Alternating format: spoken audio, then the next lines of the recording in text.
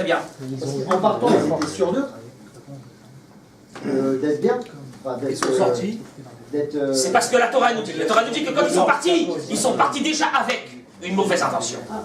Mauvaise intention. Alors, on va essayer de comprendre qu'est-ce qui s'est passé. Très bien. La Gemara dans Masechet Erchin, elle dit la chose suivante. La Gemara dans Masechet Erchin, Daf Tetvav. C'est les pages qui parlent de la gravité de ceux qui parlent du Lachon Hara. La Gemara, elle dit la chose suivante. Lo Nigzar. Regardez, Tania, Amar Rabbi Elazar ben Parta. Rabbi Elazar ben Parta, il dit on va avancer très vite, Rabota, il n'y en a pas le temps. Viens et regarde combien est grand et terrible les dégâts causés par le Lachon Hara. Minala, d'où on l'apprend, Mimeraglim. Donc la Gemara nous rajoute ici quoi? Pas seulement qu'ils ont mal interprété, mais ils ont aussi mal parlé sur la terre. Et la Gemara dit et si déjà celui qui parle seulement sur des pierres, Eretz Israël c'est quoi? C'est des pierres de la terre. Et ils ont été punis comme ça. Celui qui parle sur son ami, à plus forte raison. Si déjà sur des pierres, il aurait arrivé ça, à plus forte raison sur celui qui parle sur un. Et la Gemara dit Amar Rish Lakish, Amar Kra, il dit Rish Lakish, le passou qui dit ils sont morts les personnes Motsié Dibat Haaretz Ra. Al Dibat Haaretz Sheotzi. Ils sont morts pourquoi? Rish Lakish, il te dit, parce qu'ils ont parlé du Lachon Hara sur la terre d'Israël.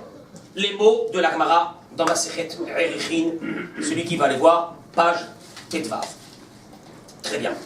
Donc, Rabotai, 600 000 personnes syriennes, ils sont morts pourquoi? Parce qu'ils ont chômé ce soir-là. Vous interrompez. Il y a aujourd'hui des clubs de rabbins sionistes qui passent leur temps à dire du mal de la terre d'Israël. Alors, je vais formuler votre question d'une autre façon. Donnez-moi juste 2 minutes. Je vais formuler la question. Pas de la terre. Moi, je ne parle pas de la terre. La première question. On parle du mal de la France et ce genre-là. Hein? Non, mais une seconde, Merhila. Vous m'avez posé une question, il faut que je réponde.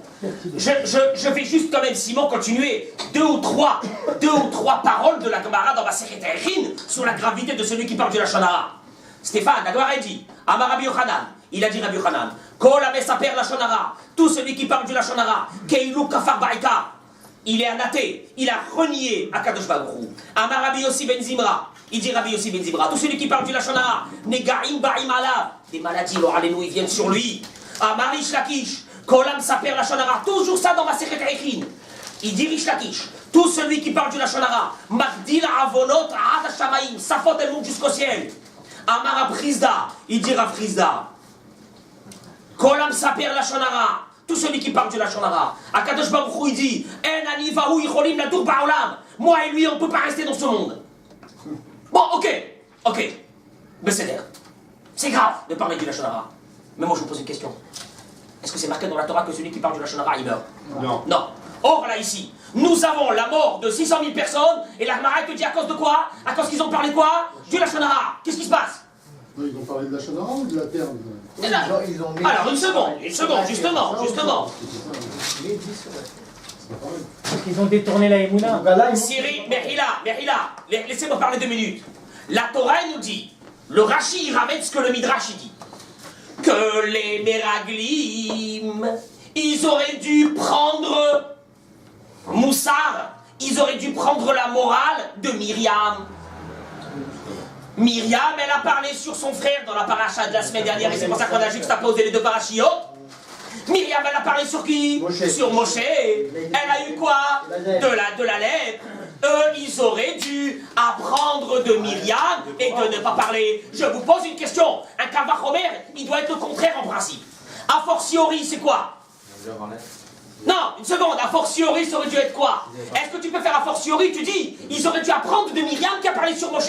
Mais Myriam, elle a parlé sur Moshe, alors qu'eux, ils ont parlé sur quoi?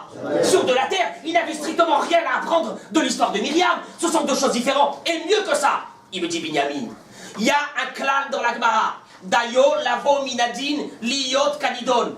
Quand on apprend une halakha d'un verset de la Torah ou d'une autre halakha, la punition ne peut pas être plus que de l'endroit où on a appris. Or, si de l'endroit où on a appris, actuellement on nous dit, ils auraient dû apprendre de qui? De Myriam. S'ils devaient apprendre de Myriam, Ils auraient dû avoir quoi maximum? De la lèpre, mais pas la mort. Il y a un problème. Et le Coran, ils ont pas pu apprendre. Hein? C'est autre chose. Chez le Coran, c'est autre chose. C'est autre chose, c'est Marloquette. Myriam, elle a parlé. Là, on dit que c'est du Lachon Hara, Amos. On est d'accord ou non? D'accord, Myriam, elle a parlé de sa propre initiative. Myriam a parlé sur son frère. Elle a parlé de sa propre On initiative. va dire qu'elle a mal parlé, elle a juste parlé un tout petit peu sur son frère Hasbe Shalom, de dire que Myriam elle a vraiment parlé du Lachon Hara, mais ça a été apparenté à du Lachon Hara. Et on nous dit qu'on aurait dû apprendre, ils auraient dû apprendre de ça. Mais on leur a demandé de parler, eux. On leur a demandé des comptes rendus. Mais une seconde, encore une seconde. Ils ont parlé des choses qu'il ne fallait pas dire. Leur parole a été dite de façon à parler contre la terre d'Israël. Mais ok, ils ont parlé sur des pierres. D'abord, Amos, je peux rajouter encore une question, Cyril? Où c'est marqué dans la Torah qu'il est interdit de parler sur des pierres? Si moi, demain, j'ai envie de dire que la terre du 17e, elle est pourrie, est-ce qu'il y a un sourd dans la Torah? Elle n'est pas collège. Non, voilà, elle n'est pas collège, tu as raison. Ouais, ça, mais on peut pas, on peut tant qu'on veut, mais non, Il y a beaucoup de cachets. non, mais il faut pas, parce que le bord chez Shavita Mimeno, non, c'est pas vrai, il faut pas parler. Mais par exemple, C'est dans le 8e. de dire que la terre dira qu'elle est pas bonne, ou j'en sais rien. En quoi cela? Où c'est marqué que c'est un sourd de la Torah de marqué nulle part. On n'a pas le droit de parler sur de la terre, sur des bières, sur de la terre. Premièrement, ça. Deuxièmement, on n'a jamais vu que celui qui parle du Lachon Hara, il est Hayat Mita, il doit mourir. On n'a jamais vu qu'on aurait dû apprendre de Moshe Rabbeinu. Il n'y a rien à apprendre de Moshe Rabbeinu. Moshe Rabbeinu, ça a été Myriam, elle a parlé contre Moshe. Eux, ils ont parlé contre de la terre. Autre question, la terre en soi, j'ai le droit de critiquer de la terre et de parler sur de la terre et sur des morceaux de bois tant que je veux. Quel est le problème? Mais c'était pas, ils n'ont pas parlé de la terre. En fait, ils ont dit que Dieu était moins fort en fait. Hein? C'est ça le problème. Le Lachon Hara, c'était de dire qu'Akadosh Baruch Hu était moins fort. Je répète, Resh Lakish, il dit Resh Lakish, je répète, il dit Resh Lakish, Baruch Haba, il dit Resh Lakish, que les mots Vayamotu ha'anashim motsei dibat haaretz, c'est un verset. Ils sont morts les gens qui ont parlé contre la terre. Dibat haaretz sheotziu. Ils sont morts à cause de ça, parce qu'ils ont parlé sur la terre, ils ont critiqué la terre, c'est la Gemara Meforash, elle le dit. Il vient Rav Sorotsky, dans son livre Oznaim la Torah, qui est très connu, et il dit la chose suivante. La terre d'Israël, c'est pas de la terre, elle est vivante. D'où on le sait. Il est écrit que Eretz Israël, c'est Eretz Hatzvi. C'est une terre que quand nous on va arriver à faire notre aliyah, les gens se disent oh là là, il n'y aura plus de place en Israël. La terre elle est extensible comme le cuir du daim, du cerf, le cuir du cerf. Voilà, elle est élastique, elle est extensible. Ça, il n'y a aucun problème. Ça, c'est premièrement. Deuxièmement, c'est la seule terre où il est dit que si vous conduisez avec impureté à l'intérieur de cette terre, elle va vous vomir. La notion de vomir est dit que sur Eretz Israël, c'est pas dit sur la France. Ce qui veut dire que quelque part, d'après Rav Sorotsky, il te dit la terre elle est vivante. Donc déjà, tu dis pas que la terre c'est du bois et des notions extraordinaires. Très bien. Oui. Il dit aussi que c'est le palais du roi. Et quand tu parles sur le palais du roi, tu parles sur quoi? Tu parles sur le roi, tu critiques le roi, c'est terrible. Moi, il parle de ça, je ne peux pas rentrer dans cette notion qu'il est en train de développer, mais c'est quelque chose de grandiose. J'ai un antipasti, quelque chose. Oui, ça veut. Mais des boulettes. Antipasti, quelque chose. Des boulettes. Je peux terminer avec une dernière question. Rabotai. Les Béné Israël, vous vous souvenez, Stéphane? Quand ils ont fait la faute du veau d'or, qu'est-ce qu'il a fait à Kadosh Baruch? Qu'est-ce qu'il a dit? Pardonne-leur, sinon Mehenina misifrecha shirkatafta. Il a demandé le pardon. Mais bien sûr, vous constaterez, messieurs, que ici, à Kadosh Baruch Hu lui annonce qu'il va tuer les 600 000 personnes. Moshe Rabbeinu ne demande pas un seul mot de pardon. Qu'est-ce qu'il dit Moshe Rabbeinu? Ah non. Si tu les tues tous en une fois, les nations vont dire que quoi? Que Dieu n'avait pas la force de les faire entrer. Donc, Akadosh Baruch Hu lui dit, tu as raison, Salarti Kidvarecha, j'ai pardonné. Quel pardon? Je vais tous les tuer, mais en 40 ans. Un petit feu. Donc ils ne sont jamais rentrés finalement. Bah d'accord, non, aucun. Une seconde, ça veut dire quoi?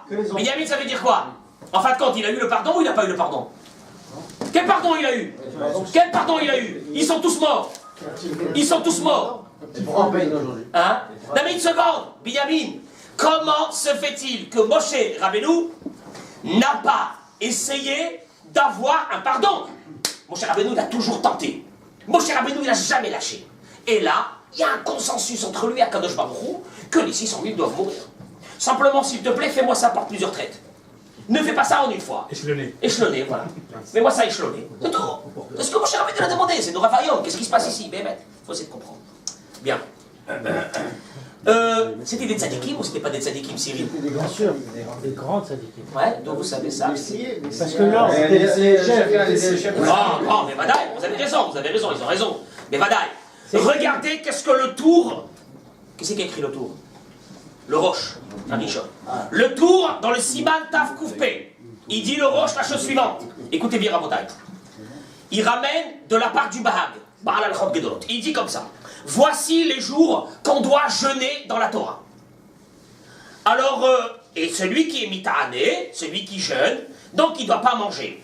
Et il va énumérer le tour des ta'aniyot qu'on appelle ta'anit tzadikim. Les ta'aniyot des tzadikim. Ce sont des jeûnes que nous on ne fait pas aujourd'hui. Alors il va énumérer là-bas tous les jeûnes que nous on a l'habitude de faire. Yudzaïn Betamuz, Tisha B'Av, mais il va rajouter des jeûnes. C'est quoi les jeûnes? Et il dit par exemple, il y a des gens que le premier Nissan, ils jeûnent. Parce que sont morts les enfants de Aharon à Cohen, Nadav et Avi. Il y a qui jeûnent aussi le 10 Nissan, parce que Myriam est décédée le 10 Nissan. Et il continue. Et il dit, il y a qui jeûnent le Yudzaïn Be'elul. Pourquoi Yudzaïn Be'elul? Le 17 Elul. Pourquoi? Parce que Metu Motzieh Dibat Haaretz. Parce que sont morts ceux qui ont parlé contre la terre d'Israël. Donc apparemment, d'après le tour, c'était quoi? C'était des tzadikim. On appelle Ta'anit Tzadikim. Ta'aniot Tzadikim. Il dit, d'abord, première question que pose le Beth Yosef, là-bas sur place. Et il dit, mais on ne comprend pas. Nous, on a pensé qu'ils sont morts quand? Ils sont morts quand? Ceux qui ont parlé sur la terre, ils sont morts quand? On a toujours pensé qu'ils sont morts. Ah, Tisha B'Av, ils sont morts. Le jour, le lendemain, le surlendemain, ils sont morts. Comme il est écrit que ceux qui ont parlé sur la terre, ils sont morts. Et il dit le Beth Yosef, il dit la chose suivante, que non, ils sont morts le Yudzaïn Be'elul. Et la punition qu'ils ont reçue, c'était quoi? C'était que leur langue, elle est sortie, commençait dans les Midrash, ils ramènent, elle est rentrée dans le nombril, et il y avait des vers qui rentraient et qui sortaient. Le Kliakar, il dit pourquoi? Parce que le nombril du monde, c'est Eretz Israël. Donc, Mida Keneged Mida par rapport à ça. En tout cas, on le voit bien jusqu'à aujourd'hui, hein. Nombril du monde, Eretz Israël. En tout cas, le Beth Yosef est gêné par ça. Le Beth Yosef, il dit Ribono Shel Olam. Ces gens, ils ont été tués. Ces gens, ils ont parlé contre la terre. Combien de temps ils ont eu cette souffrance-là? Elle a duré 40 jours. De Tisha B'Av à Yudzaïn Be'elul. Ça fait 40 jours. Ils sont morts à Yudzaïn Be'elul. C'est terrible, pendant 40 jours, ils ont eu ça. Mais il dit le Beth Yosef, je comprends pas. Le Beth Yosef demande sur place, là-bas dans le Siman Tav Koufpé. Il dit le Beth Yosef, il y a un problème. C'était des Rechaïm. Et si c'était des Rechaïm, à ce moment-là, quand ils ont fauté, bien sûr, c'était des Rechaïm ou non, Binyamin? On sait qu'ils ont fauté. Mais pas d'ail. Si c'était des Rechaïm, au contraire, quand les Rechaïm meurent, il faut être joyeux. Et nous, qu'est-ce qu'on fait? On fait quoi? On fait un jeûne. Et il répond le Beth Yosef sur ça. Et il dit le Beth Yosef, on jeûne, vous savez pourquoi on jeûne? Parce que ils ont fait teshuva. Mais leur teshuva n'a pas été accepté. C'est sur ça qu'on jeûne. On jeûne parce que leur teshuva n'a pas été accepté. Et on jeûne parce qu'ils n'ont pas mérité que leur teshuva soit accepté. Il y a une grande souffrance. C'est que ces gens-là, ils ont fait teshuva pendant tous ces jours. Et Akadosh Baruch Hu n'a pas accepté leur teshuva. Et c'est sur ça qu'on jeûne, dit le Beth Yosef. On est d'accord ou non? Je peux vous poser une question? Moyen. Hein? Moyen. Quoi? C'est l'après-midi, donc c'est tout. Vatachouvu, c'est marqué, on le voit dans Devarim. Dans Devarim, il est écrit la chose suivante.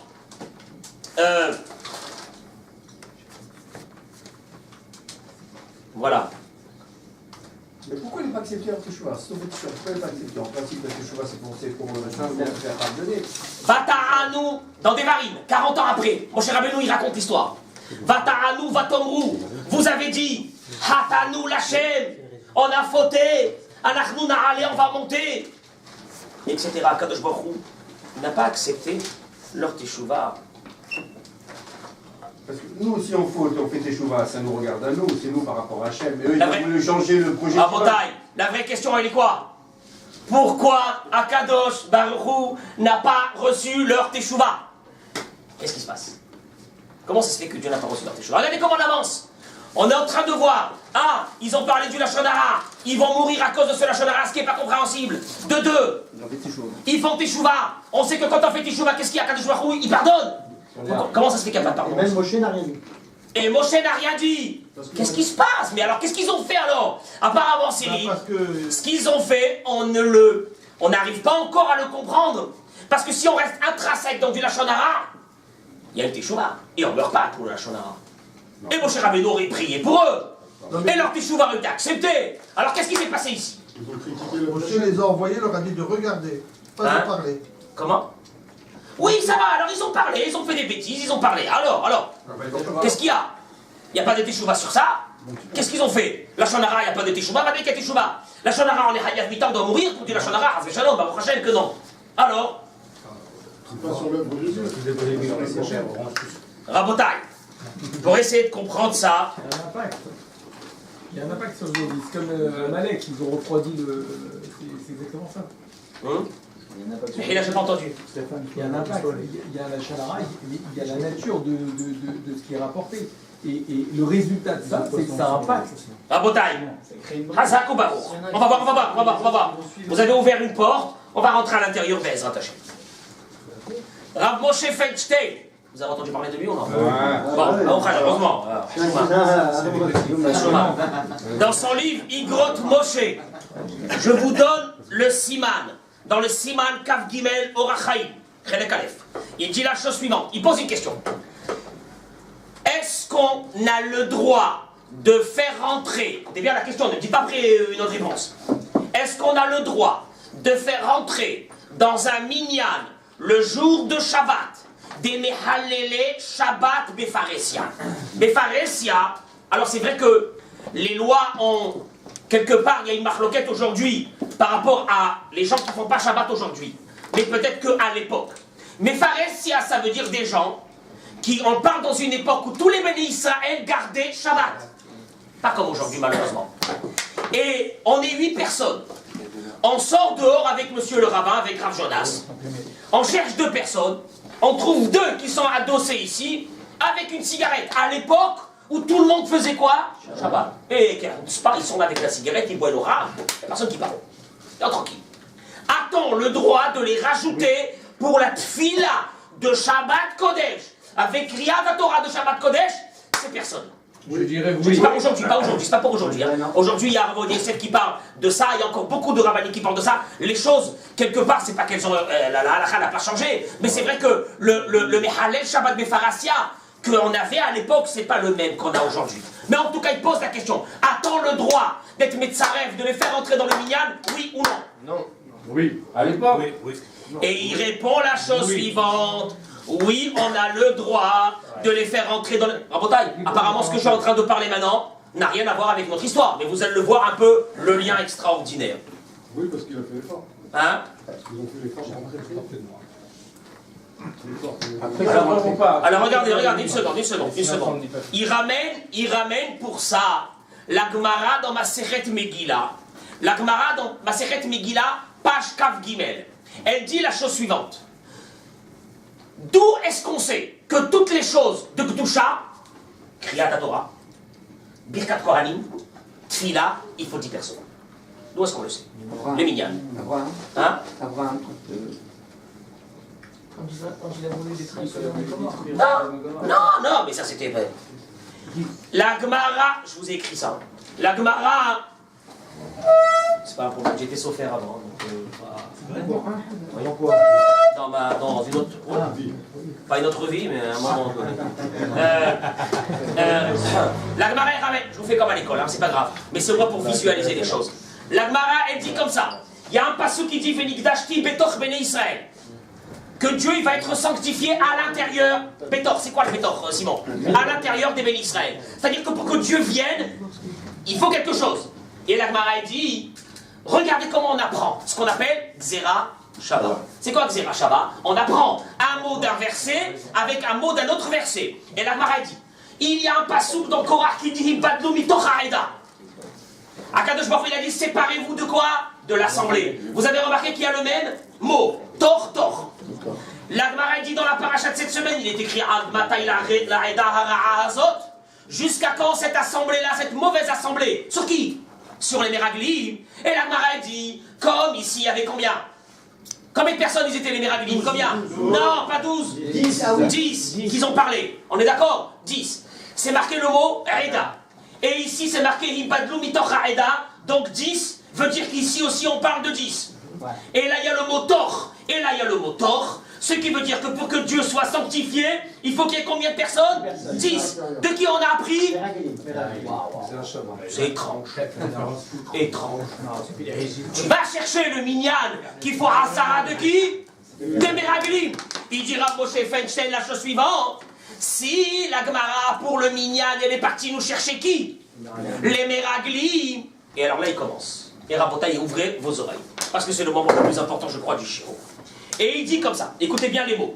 Il dit, ces personnes-là, ces 10 personnes-là, ils ont, en disant le mot que Dieu, qui chazak ou mimeno, que ces peuples-là sont plus forts que Dieu. Ve'anashim ha'elu kafru. Ces gens-là sont devenus ce qu'on appelle kofrim. Comment on dit kofrim en français? Des renégats. Et alors, il dit, il n'y a pas plus pire que ça. De dire que quoi, que Dieu n'a pas quoi? La force et la possibilité. Et il dit autre chose. Vegam, hesitu ve'ediru.